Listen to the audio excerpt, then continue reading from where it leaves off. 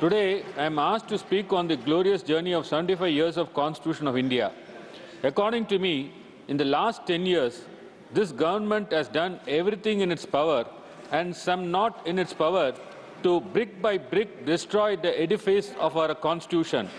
From undermining Parliament to erosion of institutional integrity of other constitutional bodies to misuse of governmental power and stripping the fundamental rights of citizens, the very fabric of our Constitution has been ripped to shreds by this government. Firstly, parliamentary sovereignty.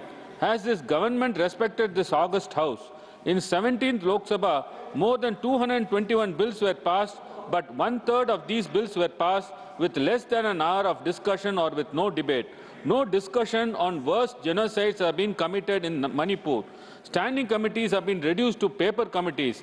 In the 17th Lok Sabha, only 16% of the bills were referred to Standing Committee for detailed examination, in contrast to 71% of the bills referred to Standing Committee in UPA regime. Important bills were passed without any debate, which made the Chief Justice of India to comment on it. Secondly, the judiciary. I would say the undeclared emergency now prevailing in this country is government's threat to independence of judiciary. Some High Court judges have started attending political meetings and giving speeches in language unheard of in this country in hopes of further elevation or post-retirement jobs. The collegium transfer of judges are not given effect to by the Law Ministry. The government interferes with elevation of judges to High Court and Supreme Court every now and then. Honest judges are mercilessly transferred, even in cases when they are having ailing parents or spouses. Elevation of judges who follow their conscience are not notified by the law ministries and sit over the recommendations for about 1.5 years together, despite Supreme Court Collegium reiterating its recommendation multiple times. Is this you have maintained independence of judiciary? Are we to celebrate this? Thirdly, the social justice. Every step is undertaken by the government, including higher educational institutions, to destroy reservations in education and employment under the guise of merit. In judiciary, 82% of judges are from upper class. Higher judiciary is the only institutions where reservations are denied in India for the last 75 years. Every time I raise this issue, you say Constitution doesn't permit. What have you done? Have you not amended the Constitution? Why don't you amend the Constitution and give reservation? The very first amendment for constitutional reservation brought by Pandit Nehru at the instance of Tandai Periyar and Peraringer Anna was to enable reservation for backward classes throughout India.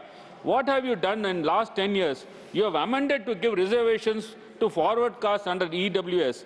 You are denying to take caste census, fearing that reservation for scheduled caste, scheduled tribe, OBC will go beyond 50%. The 1931 data is very old and requires to be reviewed. You hide behind judgment in Indira Savani's case, and you have taken no steps to amend the Constitution to increase the artificial 50% cap for reservations for SC, ST, OBC put together, brought by the judiciary.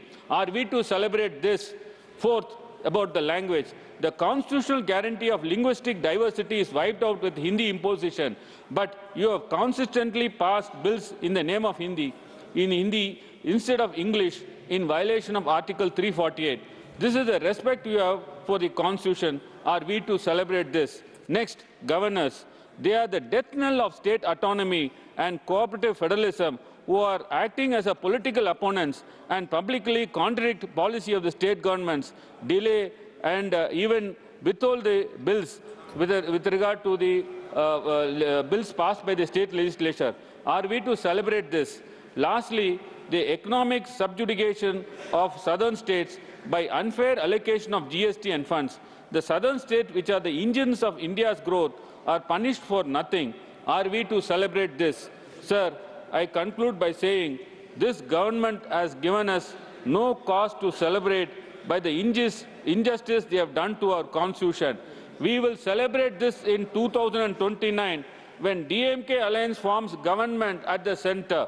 Thank you, sir. Thank you, Mani Wilson ji.